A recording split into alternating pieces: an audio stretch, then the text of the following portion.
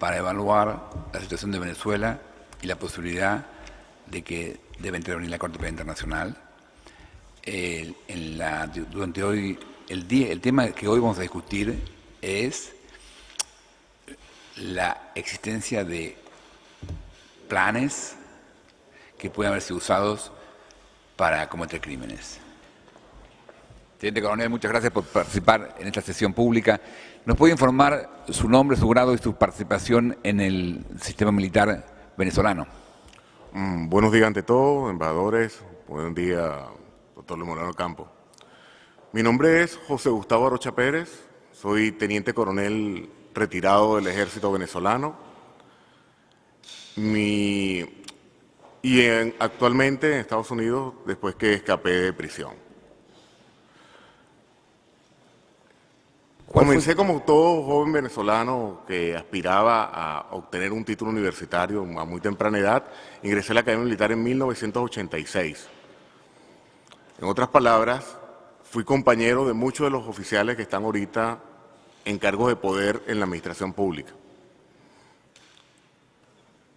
A pesar de no concordar con ellos en muchas cosas, experimenté en la Academia Militar de Venezuela en el año 1989, que ocurrió el Caracazo, la bochornosa situación en la actuación de las Fuerzas Armadas ante la represión de las personas en las protestas. Me hice como promesa a temprana edad que iba a hacer todo lo posible en mi carrera militar para evitar que eso sucediese de nuevo. En el año 92, siendo ya oficial, me gradué entre los primeros de mi promoción, no participo en los golpes de Estado, el teniente coronel Hugo Chávez Frías, además que estaba en una compañía aislada, nunca me llamaron a ningún tipo de reuniones. En el año 1998, haciendo capitán en el número 1 de mi promoción, y posteriormente el presidente Hugo Chávez Frías, el comandante en jefe, y por lo tanto a lo cual se le debía obediencia plena por mi rango militar. Sin embargo, en el año 2002, formo parte del cuerpo de cadetes, soy comandante de la compañía de curso militar en la Academia Militar de Venezuela, y comencé a apreciar cómo la politización dentro de las Fuerzas Armadas no correspondía con la labor del soldado profesional.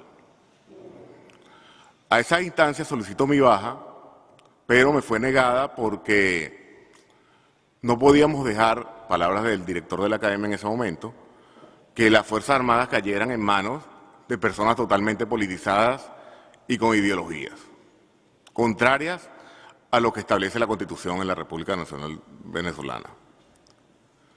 Me quedo en la Fuerza Armada con el mandato de lo que da la Constitución.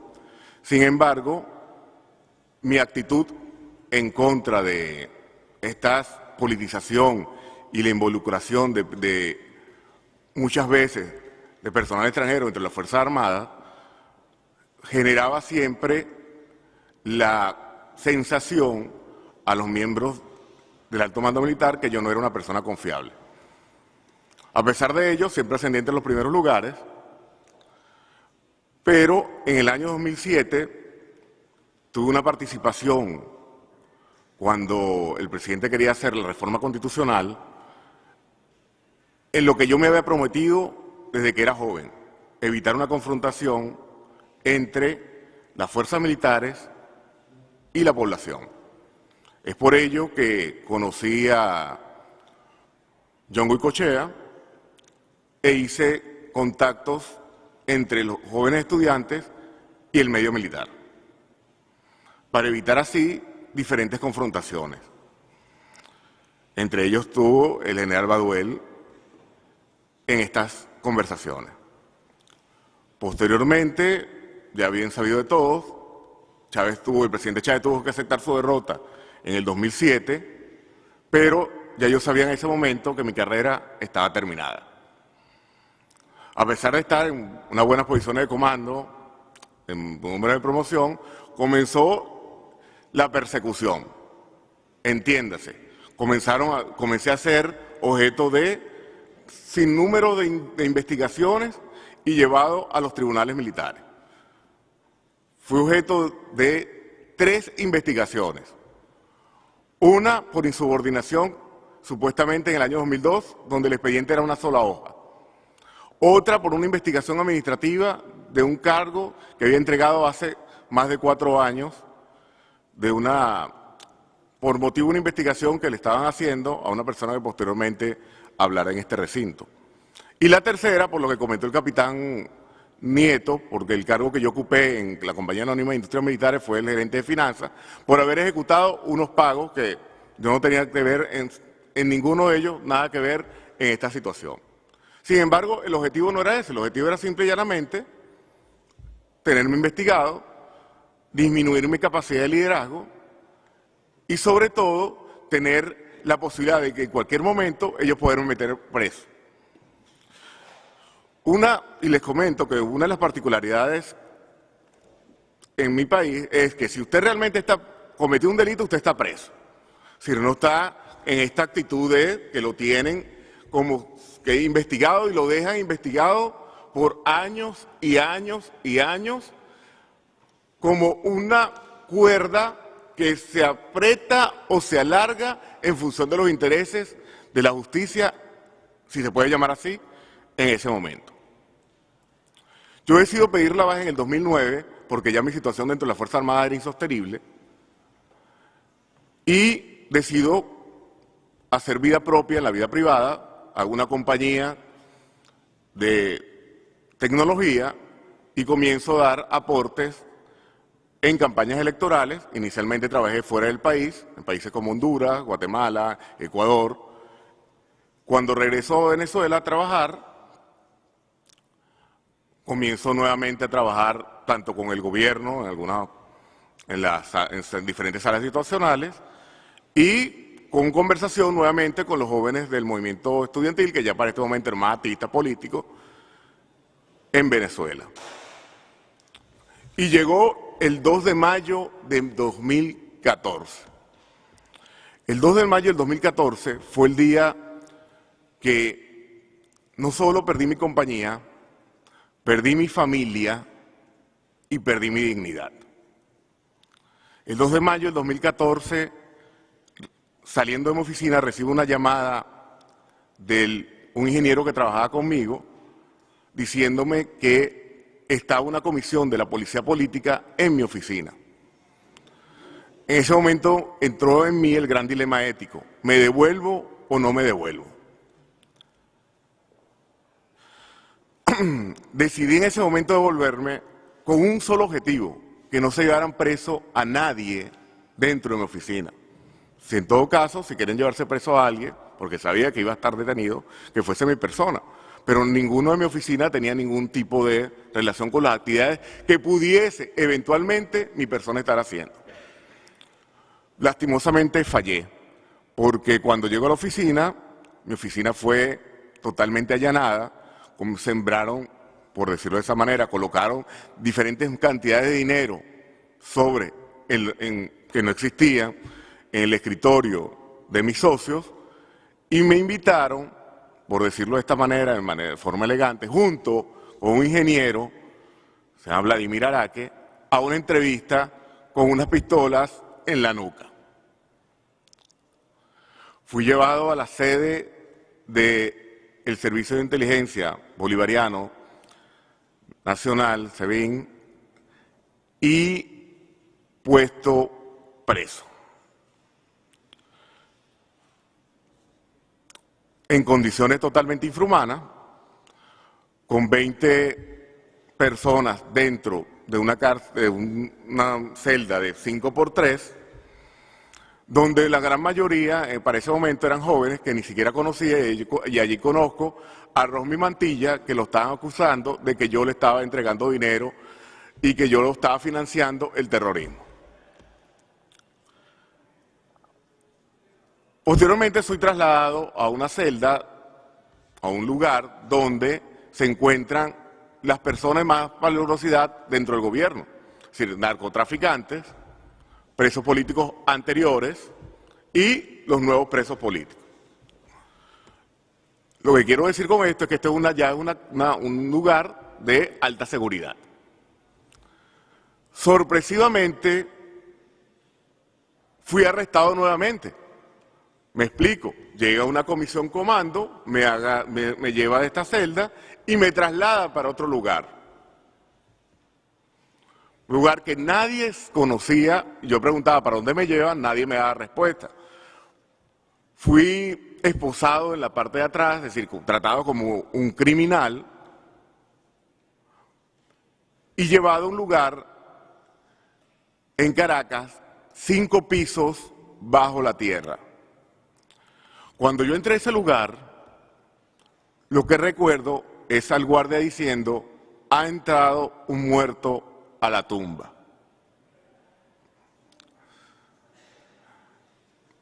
Prácticamente quedé congelado. Es decir, la sangre se me congeló, pero no solo de escuchar que estaba un muerto caminando, sino que realmente el lugar donde estaba era totalmente frío, un lugar donde la temperatura era casi extrema y que me desnudaron para dejarme un tiempo allí. Estaba totalmente solo, un lugar totalmente pintado de blanco, unas celdas muy pequeñas, 7 celdas, y para ese momento yo había perdido toda esperanza.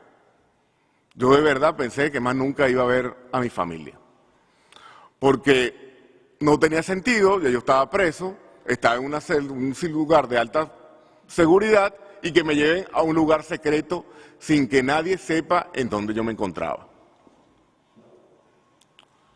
Nadie se comunicaba conmigo, comencé a comer con las manos la comida que me daban fría, por temor, posteriormente me dijeron que era por temor a que yo me suicidara, es decir, ellos estaban conscientes que el lugar donde yo estaba era un lugar donde era factible que las personas intentaran suicidarse.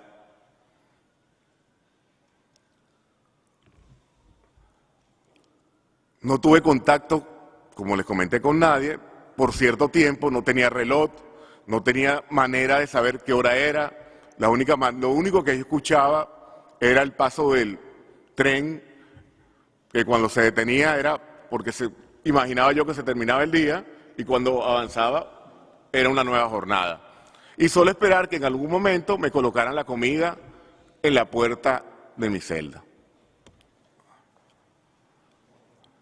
En ese momento me sentí abandonado, con miedo y extremadamente preocupado, no solo por lo que me pasara a mí, sino por lo que le pasara a mi familia.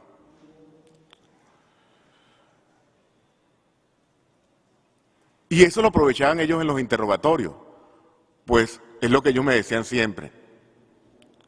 Sin embargo, pude enviar un mensaje codificado a una persona fuera de la cárcel y fuera del país, solicitando ayuda para escapar. Teniente coronel, perdón que lo interrumpa. Cuando usted estuvo en la primera cárcel, ¿fue interrogado? No. ¿En la primera cárcel no lo interrogaron? Para nada. Nunca. Cuando fue a este segundo lugar, ¿fue interrogado? Sí. ¿Quién lo interrogaban? Varias guardias, pero llegaba posteriormente la persona que identifico al general González López, director del SEBIN, diciéndome, es más, allí tenían lo que decía en mi teléfono, todo lo que estaba en mis computadoras. Por primera vez escuché unos audios que fueron públicos y notorios, que no entendía por qué, yo no entendía por qué estaba allí de paso. Se me colocaron unos audios donde un amigo mío, el señor Pedro Mario Burelli, se comunicaba conmigo a través de audios de voz, una nota de voz, y aparecían allí. Y algo muy importante, ellos estaban totalmente obsesionados con las figuras de Antonio Ledesma, Pedro Mario Burelli y María Corina Machado.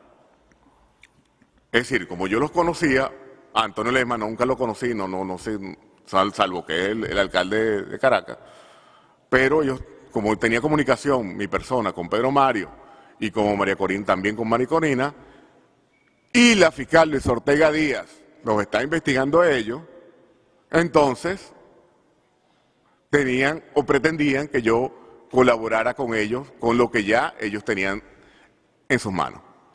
¿A usted le explicaron alguna razón por la cual lo trasladaron de esa primera cárcel a este segundo lugar donde la situación era mucho más difícil? Para nada, nunca, no se comunicaron para más. ¿Cuál es el nombre? Yo no tenía abogado. ¿Cuál es el nombre de la persona que identificó como un director de esta? El general González López. ¿Gonzalo? González López, González López. ¿Y su cargo es? el director del SEBIN.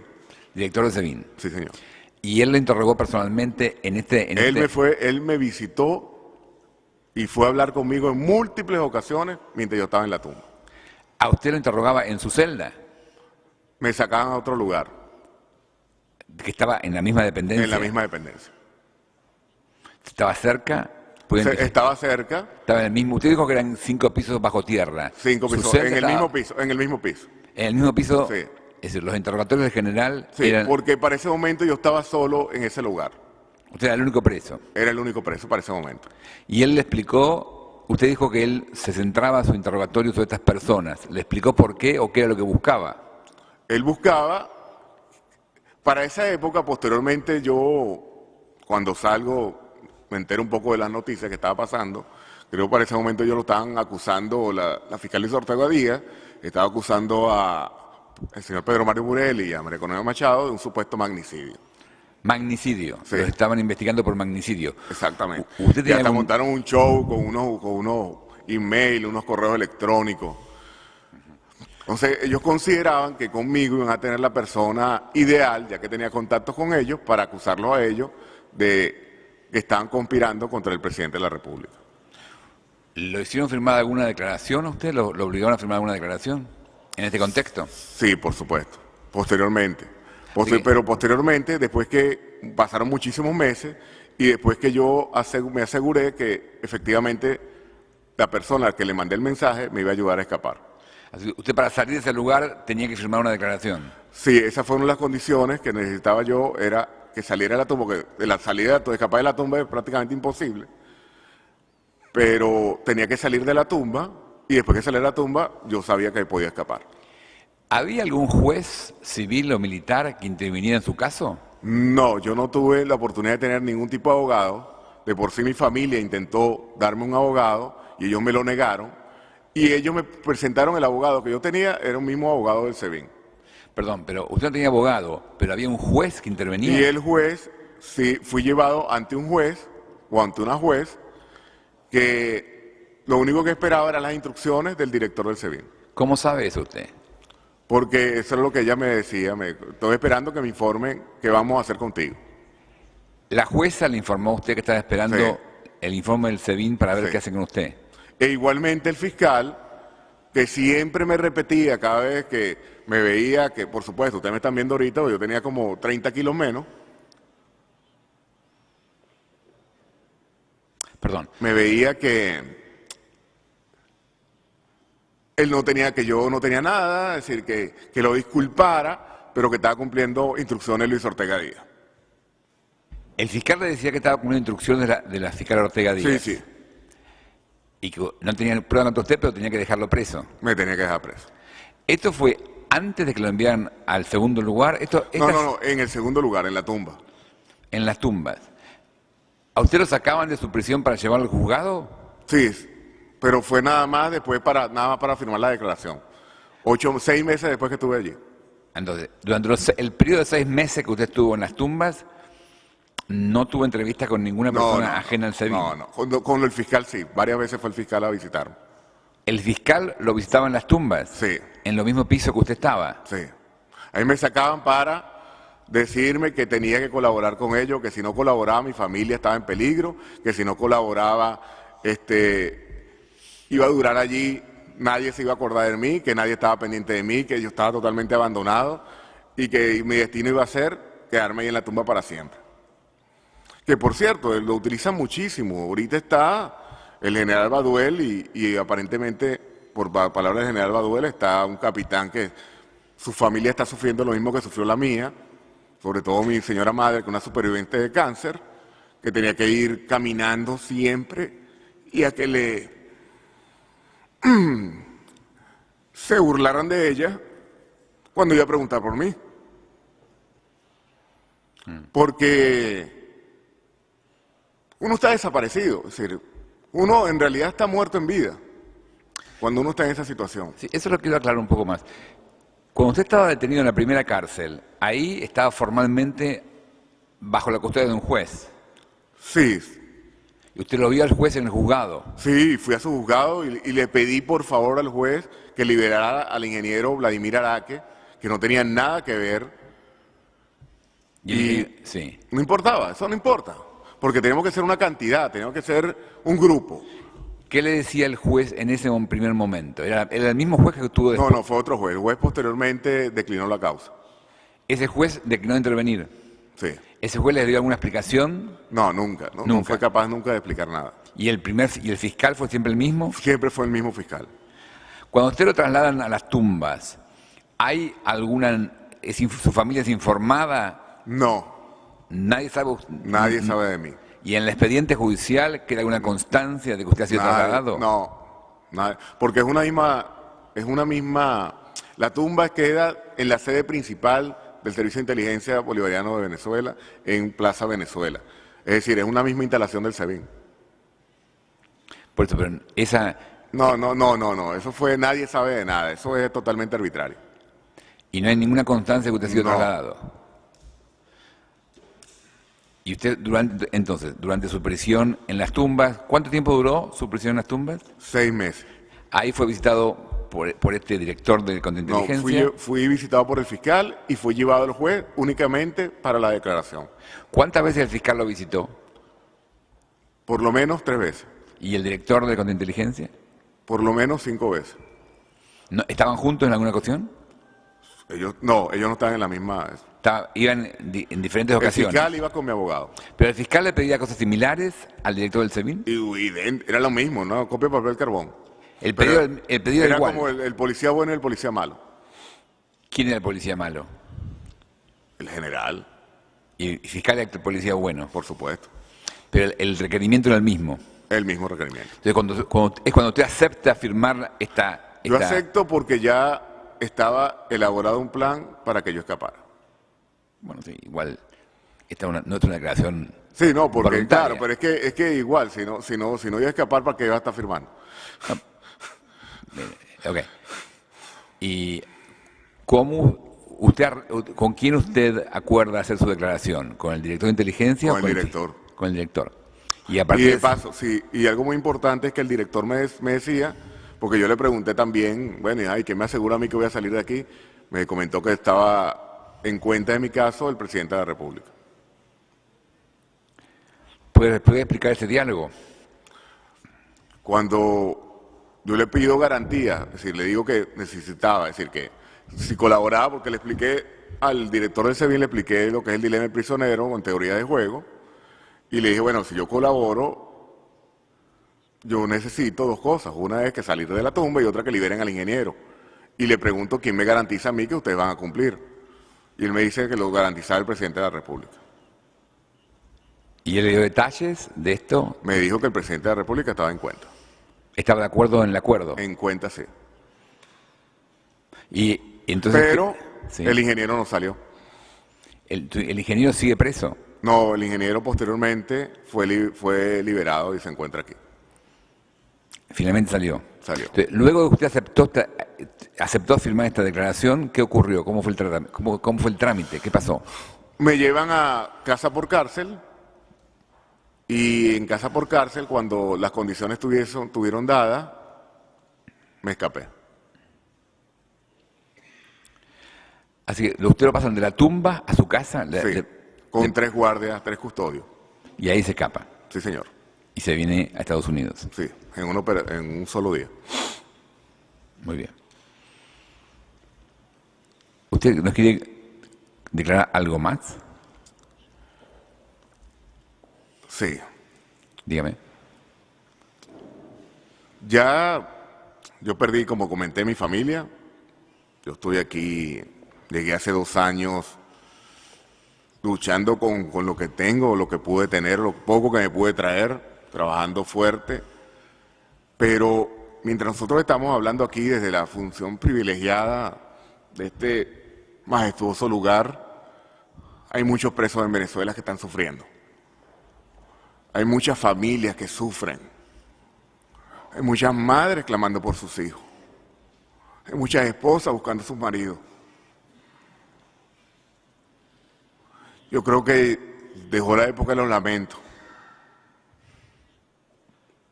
Y todo lo que podamos hacer por decirle a ellos algo muy importante, que no están solos, es muy importante. Muchas gracias. Muchas gracias a usted, teniente coronel.